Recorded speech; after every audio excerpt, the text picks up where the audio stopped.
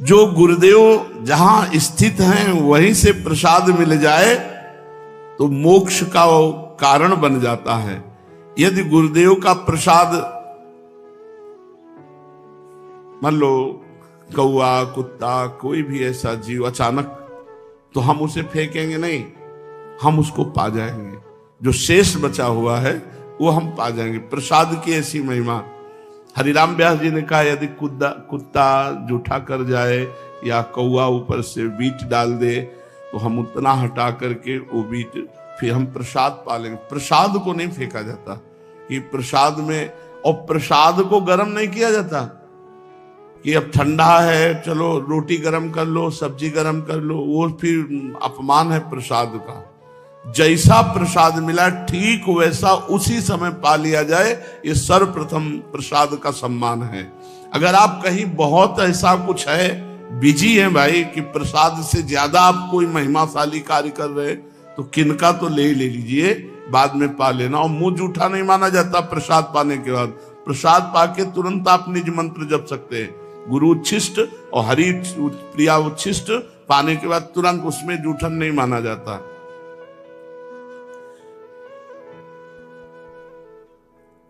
क्या गुरुदेव का जूठन अगर कोई अशुद्ध पुरुष छू ले तो उन्होंने कहा कि उच्च अधिकारी का यही स्वरूप है कि स्पर्श का विचार ना करते हुए तत्काल प्रसाद को पा लिया जाए। ये गुप्त बातें हैं शास्त्रों की जो सुनने के बाद हमारे अंदर श्रद्धा परिपक्व हो जाती है। अनाधिकारी वही है जो गुरु के प्रसाद पर दृष्टि दूसरी कर ले। अरे ऐसा अधिकारी वही है जैसा, मतलब गुरु अधिकार की तो बात सबको पचेगी भी नहीं। जो एक बार बाल कृष्ण दास जी के पावन चरित्र में जो उस समय के श्रोता हैं उस मतलब पचेगी ही नहीं, किसी को नहीं पचेगी। छी ऐसे होगा नहीं होगा। मतलब महाराज जी की अशुद्ध बेशुद्ध अवस्था और उस समय वो लघु शंका, तो उसका प्रसाद सबने मतलब पचेगी ही नहीं किसी की कि ऐसा कैसे हो सकता है। और बालकृष्ण दास जी के पावन चरित्र में लिखा हुआ है, उन सब देवी जी और जितना भी परिकर था सबने, और श्री कृष्णाकार वृत्ति में उनको होश नहीं है तो ऐसा। गुरोर उच्छिष्टकम देवी भुक्ति मुक्ति प्रदम भवेत अवश्यम वैष्णव शिष्य भोक्तव्यम तद दिने दिने। हे देवी, गुरु का उच्छिष्ट जो प्राप्त करता है रोज, तो उसे भोग ऐश्वर्य भी प्राप्त होता है और मोक्ष भी प्राप्त होता है। वो अहोभाग्य है उसके जिस वैष्णव को अपने गुरुदेव का रोज उच्छिष्ट प्राप्त होता हो। गुरोर उच्छिष्टम च देवेशी तत्सुतोच्छिष्टमेव च भोजनीयम न संदेहो विकारश्चेत अधोगति। जो गुरु का उच्छिष्ट प्राप्त हुआ और उसमें क्या है, बोले निश्चित दुर्गति को प्राप्त होगा। तवोच्छिष्टम महादेवी ब्रह्मादीनाम सुदुर्लभम। ब्रह्मादि के लिए भी गुरुदेव का उच्छिष्ट दुर्लभ है। गुरु उच्छिष्टम तथा प्रोक्तम महापूतम परात्परम। जो गुरु का उच्छिष्ट पाता परम पूत अर्थात परम पवित्र हो जाता है। गुरु रुचिस्केर यस्तु सर्वागमन लेपेत। अब देखो एक बड़ी महिमा की बात कह रहे हैं। गुरु का उच्छिष्ट पड़ा है, जहां गुरु ने पाया है वहां का ऐसे सब लेके अपने शरीर पर जो लेप करता है ऐसे। गुरोर उच्छिष्ट केर्यस्तु सर्वागमन लेपेत वज्रोपि तस्य गात्राणि न भिन्नति कदाचन। कोई भी भूत प्रेत पिशाच यक्ष राक्षस तंत्र मंत्र मारण मोहन वशीकरण उच्चाटन कुछ भी उसके शरीर को प्रभावित नहीं कर सकता जो गुरु का उच्छिष्ट लेप करता है। जहां गुरु ने प्रसाद पाया वहां ऐसे हाथ से सब करके जूठन सहित पूरे शरीर पर लेप करता है। कोई मारण मोहन वशीकरण उच्चाटन भूत प्रेत पिशाच राक्षस ये स्पर्श नहीं। वज्रम वज्रोपि तस्य गात्राणि। जैसे वज्र का प्रहार कर दे तो नष्ट हो जाए, ऐसे ही जो भी उसके ऊपर तो वो खुद नष्ट हो जाएगा, उस शिष्य का कुछ नहीं बिगाड़ सकता। गुरु उच्छिष्टमपन्नम यो भक्षेत भक्ति भावतः अन्नपूर्णा जगत धात्री तस्य ऐश्वर्य प्रयच्छति। जो गुरुदेव के उच्छिष्ट को बड़े भाव से पाता है तो अन्नपूर्णा मैया उस पर बड़ी कृपा करती हैं और सदैव भंडारा भरे रहती है। हे परमेश्वरी, यदि कभी प्रसाद भक्षण में भ्रम हो जाए और प्रसाद का अपमान कर दे तो करोड़ कल्प तक उसका उद्धार नहीं हो सकता। कदाचित परमेशान यदि तत्र भ्रमो भवेत न तस्य निष्कृति दृष्टा कल्प कोटि सतैरपि न भक्षयेद यस्तु मोहात् गुरोरुच्छिष्टकम प्रिय तस्य क्रुद्धात् भवेत त्वं विपित्तश्च पदे पदे। जो गुरु की अवहेलना करके उनके उच्छिष्ट का अनादर कर देता, कदम कदम पर विपत्तियां उसको घेर लेती हैं, उसको नष्ट कर देती है। गुरु की आज्ञा का पालन, अब उच्छिष्ट के बाद गुरु की आज्ञा का पालन करना ही सर्वशास्त्रों का परम रहस्य है। गुरु आज्ञा का कभी उल्लंघन न करे और न उनकी बात का कभी खंडन करके अपनी बुद्धि लगाकर उत्तर दे। दास की तरह दिन रात उनकी आज्ञा का पालन करे। न शृणुयाद गुरो वाक्यम शृणुयाद्वा परांगमुखा अहितम वा हितम वापी रौरवम नरकम ब्रजेत। जो गुरु की आज्ञा का उल्लंघन करके अपनी मनमानी आचरण करता है उसको रौरव नरक की प्राप्ति होती है। आज्ञा भंगम गुरुर्देवी या करोति सा मूढ़धि प्रयाति नरकम घोरम सुकरत्व मापनुयात। जो गुरु आज्ञा का उल्लंघन करता है वो सुकर कुकर योनि को प्राप्त होता है। वृथा धर्म वृथा आश्चर्यम वृथा दीक्षा वृथा तपहा। उसका तपस्या बेकार, उसकी दीक्षा बेकार, उसका आचरण बेकार, उसका धर्म बेकार, जो गुरु की आज्ञा का उल्लंघन कर देता है। निर्गतम यद गुरुर्वक्तात् सर्वशास्त्रम तदुच्चेत गुरु कार्ये स्वयं शक्तो ना परम पेर ये तेत पे। गुरु के मुख कमल से जो शब्द निकला वही हमारे लिए शास्त्र है। गुरु का जो आदेश हुआ वही कार्य हमारे लिए धर्म है। गुरु की प्रेरणा ही हमारे लिए सब कुछ है, हम कुछ उसमें विचार नहीं करते। यदि गुरुदेव अन्यायपूर्ण आज्ञा करें तो बाबा शिष्य को बिना विचार किए उसका पालन कर लेना चाहिए। अपि तत्रम विरुद्धम वा गुरुणा कथ्यते यदि तत्समंतम भवेद वेद महारुद्र वचो यथा। ये शास्त्र सम्मत बात कह रहे, कोई मनगढ़ंत बात बाबा नहीं कह रहे, इसीलिए श्लोक भी लिखा हुआ है।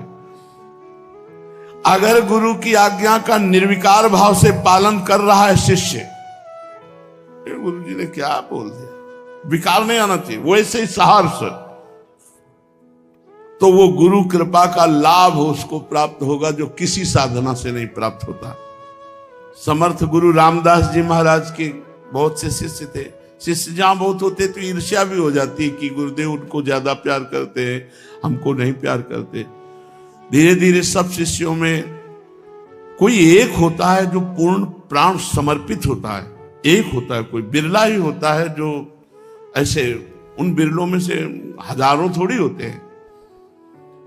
तो ईर्ष्या बढ़नी शुरू हो गई जो उनकी शरीर सेवा में रहते थे कि क्या हम शिष्य नहीं, हमको कभी सेवा का आदेश नहीं होता, ऐसा वैसा, बड़ा प्यार करते हैं। तो समर्थ गुरु रामदास जी ने एक दिन लीला करी, टांग पे फोड़े का नाटक किया और भारी पट्टी बंधवा के कराहने लगे, बहुत दर्द है। अब सब शिष्य परिकर को बुला, बहुत दर्द है, वैद्य बुलाए, नहीं इसकी दवा तो हम जानते हैं, फोड़े का मुंह यहां है, अगर पूरा मवाद पी जाए कोई तो अभी हम ठीक हो जाएंगे। मवाद लघु शंका लगी, गुरुदेव मवाद कौन गुरुदेव का पिएगा। सब धीरे धीरे सकिलने लगे, पीछे बातचीत करते हुए पीछे हटते। समर्थ गुरु की सब पे दृष्टि, केवल वही रह गए जो शरीर। सब शिष्यों को बुलवाया, फिर दोबारा किया, लघु शंका हो गई हो तो आ जाओ। बोले देखो ये पीने के लिए तैयार है। तो बोले पट्टी उठाई, बोले ये है मुंह फोड़े का, कहा गुरुदेव, और जो भी पिया तो बस पीते चले गए, इतना मीठा पीते चले गए पूरा। और जब पी चुके तो पूरी पट्टी हटाई और देखा तो गुठली और छिलका रस सब पी गए थे। आम था लंगड़ा आम लंगड़ा आम बांधे हुए थे। बोले गुरुदेव ऐसा तो रोज पिलाया करो तो आनंद हो जाए। अन्य सब शिष्य से कहा देखो इसको पता नहीं था कि ये मवाद है या आम है, आज्ञा पर पीने के लिए तैयार हुए। तुम लोग सब स्वार्थ बुद्धि वाले हो, इसलिए इसे अधिक प्रेम करते हैं।